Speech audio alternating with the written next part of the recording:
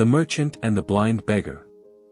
In the grand city of Damascus, where the fragrance of spice markets mixed with the echoes of the call to prayer, there lived a wealthy merchant named Ibrahim.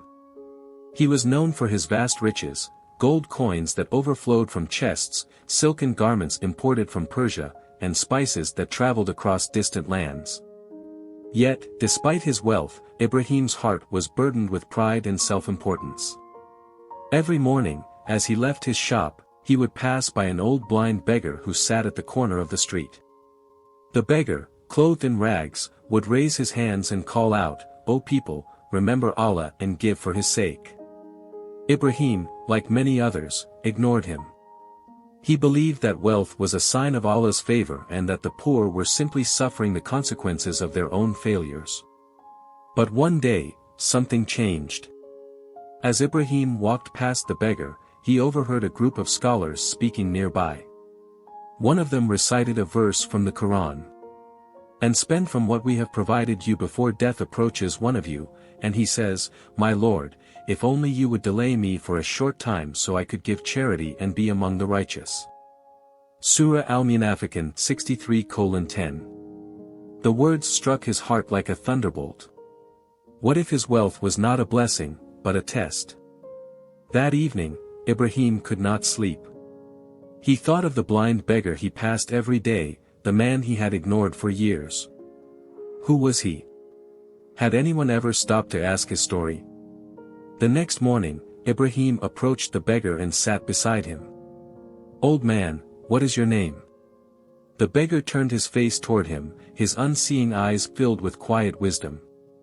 "They call me Yasin," he replied.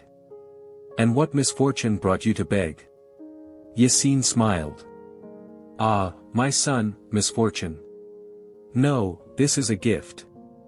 Ibrahim was stunned. A gift? How can blindness and poverty be a gift? The beggar laughed gently.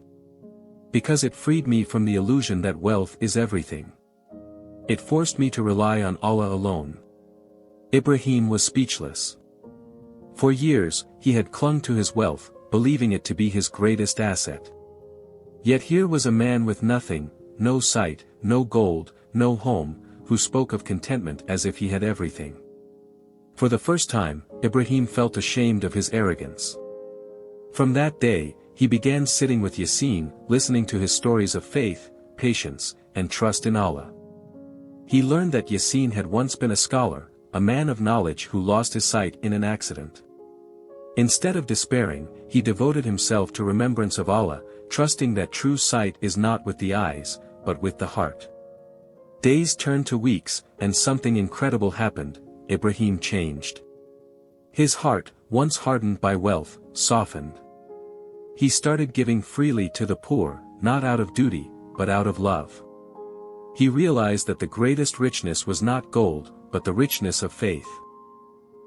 One day, as he sat with Yasin, the blind man turned to him and said, "Ibrahim, you have seen the truth.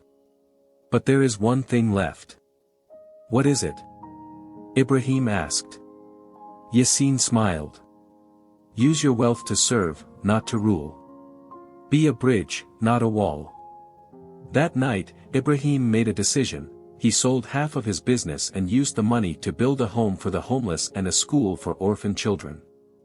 Years passed, and Ibrahim's name became beloved in Damascus, not as the richest merchant, but as the most generous.